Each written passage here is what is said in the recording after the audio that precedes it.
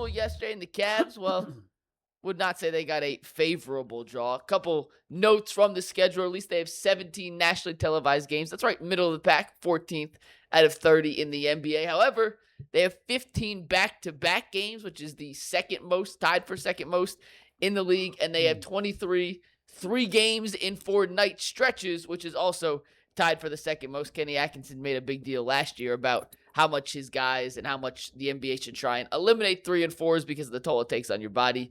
G, when you look at the Cavs' schedule, what's your biggest takeaway from the Cavs' difficult start of the season, the national televised games, the lack of rest? What's your biggest takeaway?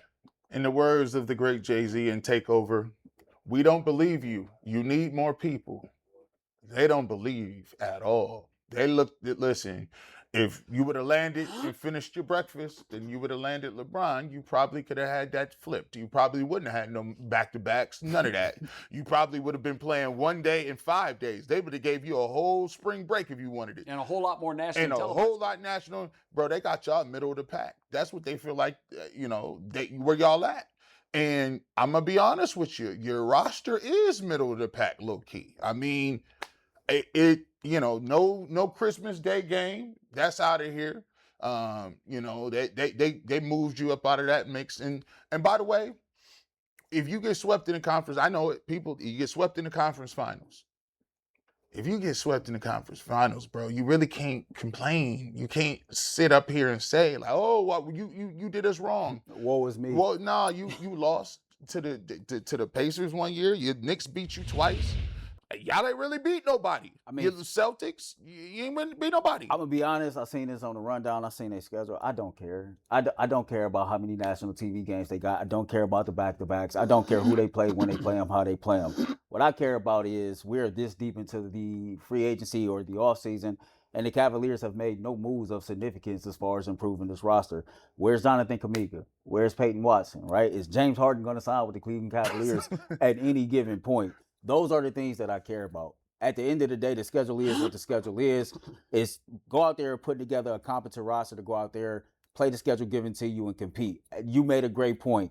You land LeBron James, your schedule look totally different. The way your schedule is constructed is totally different, which goes back to keep the main thing the main thing.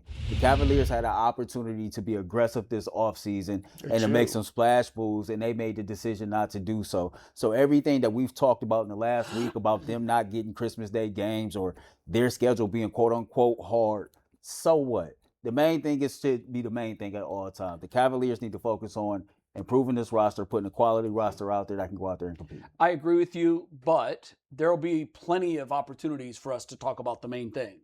On August 14th, what we have is the schedule. And so I'll complete the task by saying this. Here's what the NBA thinks of the Cleveland Cavaliers. Not much. Damn. They are... Look at their first 10 games. They guys. that's embarrassing. That's the first 5, by the way. They just put you at Philadelphia the first game. Like, you didn't get LeBron. Come get this LeBron smoke. This is why you're going to be trashed this year. That's crazy. So, I mean, honest to God, I could see 3 and 7. It's a gauntlet out the stretch. It is ridiculously difficult. Ridiculously difficult. Of all the conference finals, this is the 6 through 10. Thunder. Then back to the Sixers. Home against and the Knicks. OKC. They played y'all. They played the Knicks 4 times before Christmas. And what's crazy, what I didn't understand about this, they're at the Bucks, then they're going to do a home with the Thunder. It would have been a tossed bone from the league if they would have said, well, look, while you're in Milwaukee, just drop down to OKC, then come home to get the Thunder at home. I told Mike this about the Christmas Day game. When I look at those first 10 games, you know what this is? Consequences. Yeah. Consequences. I mean, they effed around and now they're finding out. Yeah, it's tough.